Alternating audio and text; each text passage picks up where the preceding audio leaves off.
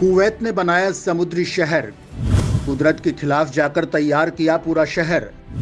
रेगिस्तान में समुद्र को लाकर बसाई सिटी, हर घर के आगे समुद्र किनारे के सपने को किया पूरा।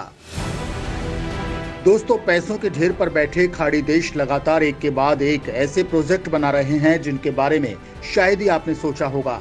दुबई में दुनिया की सबसे ऊंची बुर्ज खलीफा बनाई गई। इसके बाद दुबई में आर्टिफिशियल आइलैंड पाम जुमेहरा बनाया गया। फिर सऊदी अरब में वर्टिकल सिटी का प्रोजेक्ट लाया गया जो खुद में बहुत बड़ा अजूबा है। और अब कुवैत ने भी कुछ ऐसा ही किया है।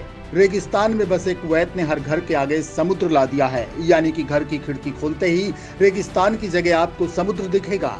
आखिर क्या किया है कुवैत ने? क्या यहाँ भी दुबई की तरह आर्टिफिशियल आइलैंड बनाया गया है? क्या कुवैत भी दुबई की राह पर चल पड़ा है? क्या कुवैत भी कुदरत से खिलवाड़ कर रहा है?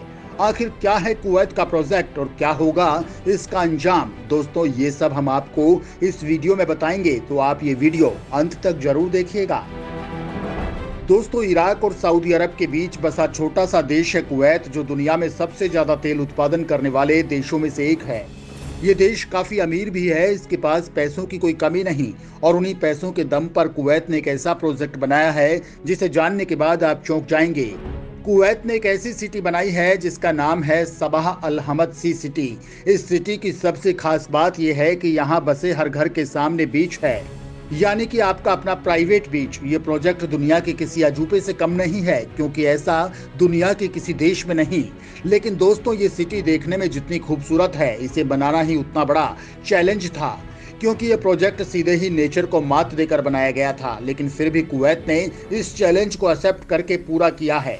तो चलिए जानते हैं कि कुवैत ने ये प्रोजेक्ट कैसे पूरा किया। दोस्तों, कुवैत दुनिया के सबसे अमीर देशों में से एक माना जाता है। इसकी वजह है वहां मौजूद जीवाश्म ईंधन। तेल बेचकर उसके पास इतनी अकूत दौलत है जिससे कई देशों की अर्थव्यवस्था को पटरी पर लाया जा सकता है। 1946 से 1982 तक देश में बड़े पैमाने पर आधुनिकीकरण हुआ। यहाँ दुनिया के सबसे अमीर लोग रहते हैं जो बहुत ही लग्जूरियस लाइफ जीते हैं। लेकिन ये बाकी के खाड़ी देशों की तुलना में काफी छोटा है। यहाँ मात्र 45 लाख लोग ही रहते हैं। लेकिन इतना पैसा होने के बाद भी कुवैत में घर बनाने की कमी थी। 1980 में यहाँ के लोगों ने तेल से पैसा तो कमा लिया, लेकिन फिर भी इनके पास घर बनाने के लिए जमीन नहीं थी। कुवैत की उत्तर और दक्षिण तक कोस्ट लाइन मात्र 105 मील है। जब कुवैत में आधुनिकीकरण की शुरुआत हुई तो इसकी ये कोस्ट लाइन में बस रहे शहरों से जमीन पूरी तरह भर चुकी थी। तब नए घरों के लिए कोई जगह भी नहीं बची थी, क्योंकि कुवैत पूरा रेगिस्तानी इलाका है। यहाँ निर्माण करना बहुत मुश्किल है। साथ ही यहाँ का तापमान भी लोगों के लिए सबसे बड़ा कारण रहा।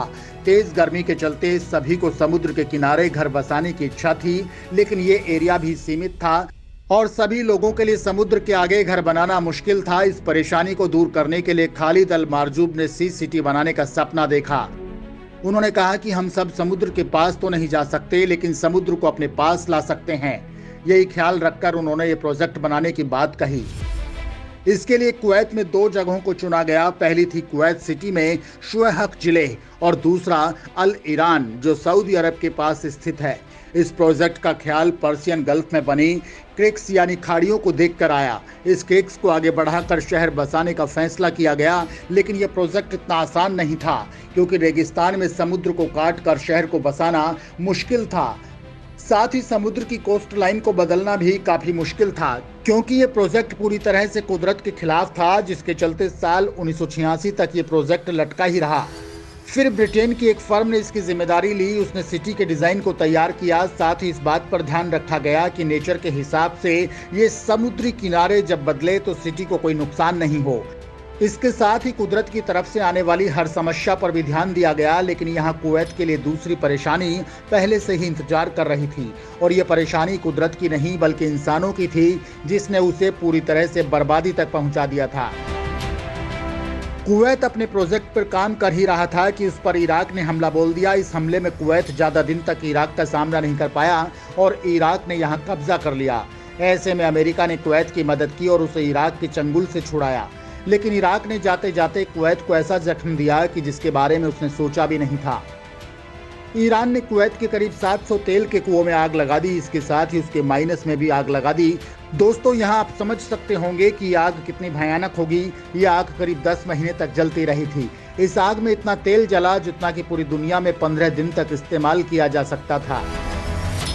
इस घटना से लगा कि कुवैत पूरी तरह से खत्म हो जाएगा और वो अपना ये ड्रीम प्रोजेक्ट भी भूल जाएगा, लेकिन दोस्तों ऐसा नहीं हुआ। कुवैत फिर संभला और साल 2004 में इस प्रोजेक्ट पर फिर से काम शुरू किया गया। इस प्रोजेक्ट को 5 फेज में पूरा किया गया। इसके पहले फेज में मिट्टी की खुदाई की गई, जो इसका सबसे अहम और मुश्किल भरा पार्ट था, क्योंकि इसकी जमीन के नीचे गाद थी जिस पर पैर रख पाना भी मुश्किल रहा था। ऐसे में यहाँ बिल्डिंग बनाना और भी मुश्किल काम था।